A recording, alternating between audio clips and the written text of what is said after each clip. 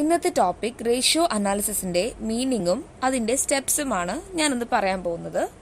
അപ്പം നമുക്ക് നോക്കാം. റേഷ്യോ അനാലിസിസ് എന്ന് പറഞ്ഞാൽ ഫിനാൻഷ്യൽ സ്റ്റേറ്റ്മെന്റിൽ ഓരോ ഇലമെന്റിനെയും അനലൈസ് ചെയ്യുകയും കമ്പാരിസൺ നടത്തുകയും ഇന്റർപ്രറ്റ് ചെയ്യുന്നതിന് വേണ്ടിയിട്ടുള്ള ഒരു ടെക്നിക്കാണ് റേഷ്യോ അനാലിസിസ് എന്ന് പറയുന്നത്. നമ്മുടെ കമ്പനിയുടെ മാനേജ്മെന്റിന് അല്ലെങ്കിൽ ഒരു ഓർഗനൈസേഷന്റെ മാനേജ്മെന്റിന് ഡിസിഷൻ എടുക്കുന്ന വിധത്തിൽ മീനിങ് ആയിട്ടുള്ള അനാലിസിസിലേക്ക് ഒരു കൺക്ലൂഷനിലേക്ക് എത്തുന്നതിന് വേണ്ടിയിട്ടുള്ള ആക്ച്വലി ബാലൻസ് ഷീറ്റിൽ അല്ലെങ്കിൽ P&L അക്കൗണ്ടിലെ ഓരോ ഇലമെന്റ് റേഷ്യോസിന്റെ ബേസിസിൽ അല്ലെങ്കിൽ റേഷ്യോ അനാലിസിസിന്റെ ടൂൾ ഉപയോഗിച്ചിട്ടാണ് നമ്മൾ റേഷ്യോ അനാലിസിസ് അല്ലെങ്കിൽ ഇന്റർപ്രറ്റ് ചെയ്യുന്നത്. ഓക്കെ, അതുപോലെ നമ്മുടെ ഓർഗനൈസേഷനിൽ ബെറ്റർ ആയിട്ട് ഡിസിഷൻ എടുക്കുന്നതിന് വേണ്ടിയിട്ട് അല്ലെങ്കിൽ ഫ്യൂച്ചറിലേക്ക് ഡിസിഷൻ എടുക്കുന്നതിന് വേണ്ടിയിട്ട് നമ്മൾ സഹായിക്കുന്ന ഒരു ടെക്നിക് അല്ലെങ്കിൽ ഒരു ടൂളാണ് റേഷ്യോ അനാലിസിസ് എന്ന് പറയുന്നത്. ഓക്കെ, ഇനി ഇതിന്റെ സ്റ്റെപ്സ് നോക്കാം. 4 സ്റ്റെപ്പാണുള്ളത്. ഒന്നാമത്തത് സെലക്ഷൻ ഓഫ് റിലവന്റ് ഡാറ്റ എന്ന് പറഞ്ഞാൽ എല്ലാ ഇലമെന്റിനെയും ഒരുപോലെ അനലൈസ് ചെയ്യാൻ സാധിക്കില്ല.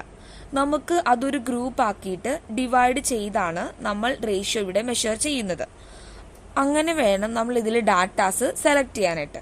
ഓക്കെ, ഇനി രണ്ടാമത്തത് കാൽക്കുലേഷൻ ഓഫ് റേഷ്യോസ് എന്ന് പറയുമ്പോൾ നമ്മൾ സെലക്ട് ചെയ്ത ഡാറ്റയുടെ ബേസിസിലാണ് റേഷ്യോസ് ഇവിടെ കാൽക്കുലേറ്റ് ചെയ്യുന്നത്. പലതരത്തിലുള്ള റേഷ്യോസ് നമുക്ക് പഠിക്കാനുണ്ട്. ഓരോ റേഷ്യോസിലും ഡിഫറെന്റ് ഇലമെന്റ് ആണ് ഇവാലുവേറ്റ് ചെയ്യുന്നത്.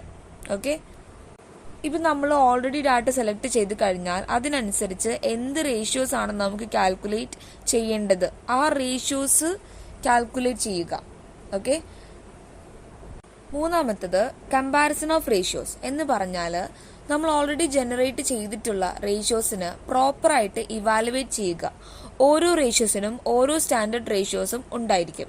ആ സ്റ്റാൻഡേർഡ് റേഷ്യോസിന്റെ ബേസിൽ നമ്മൾ ജനറേറ്റ് ചെയ്തിട്ടുള്ള വാല്യൂ അല്ലെങ്കിൽ ഒരു ആക്ച്വൽ ഫിഗറിനെ കമ്പയർ ചെയ്യുന്നു.